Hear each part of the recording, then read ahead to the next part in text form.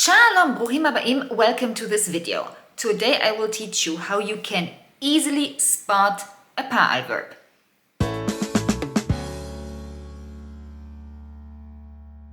Okay, just one point before we start. This video is about regular PAAL verbs, okay? So let's start. We start with the infinitive, how to spot a PAAL infinitive. Of course, for this you need all the rules. We are going to look at that now. You start like always with the root. And now, if you want an infinitive, lamed in front and vav between the second and the third letter. Yes, I've already made a couple of videos about that, but guys, this is just the introduction. It gets much better than that. So, this is the structure. Lamed, which is a typical Hebrew infinitive anyway. You always need lamed in front. And for PAAL, there is a vav between the second and the third letter. Okay, let's say you take this root, and then your infinitive looks like this. Lisgor. These are the absolute basics. As I said, tons of videos I made about that. And this is what the book is about.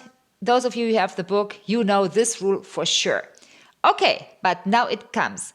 How do we spot a present tense PAAL verb? Here again, the infinitive, lisgor, to close, and now he closes. And this is something that is only happening in PAAL. Hu soger. Now what is here so special? Well, PAAL is the only binyan where the present tense starts with the first root letter and then it is followed by a vav. So, hu soger.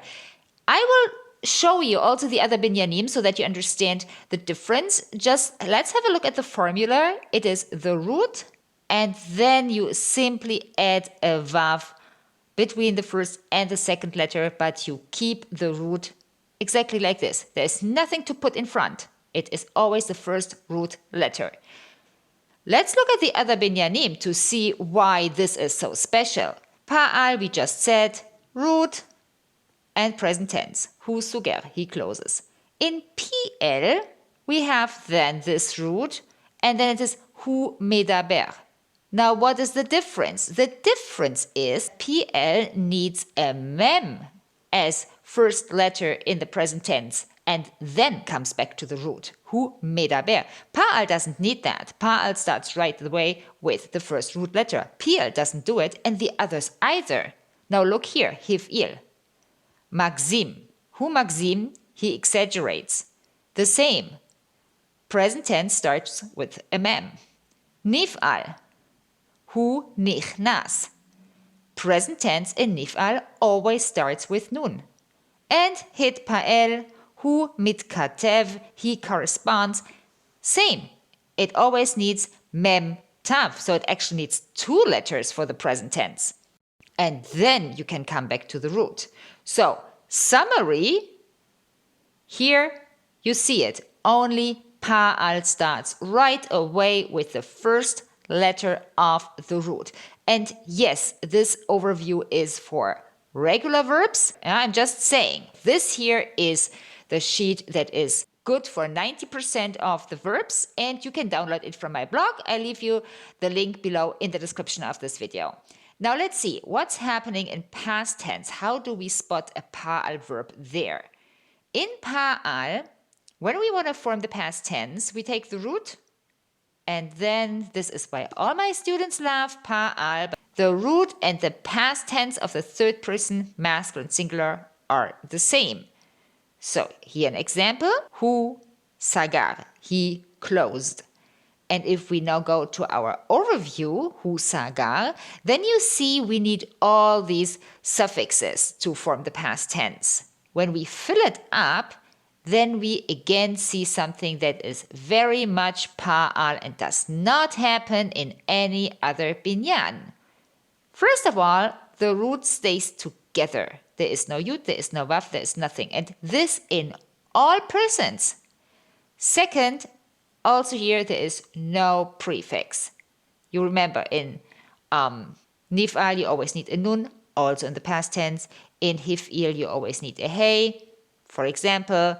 Also in hitpa'el you need something before you come to the root letter.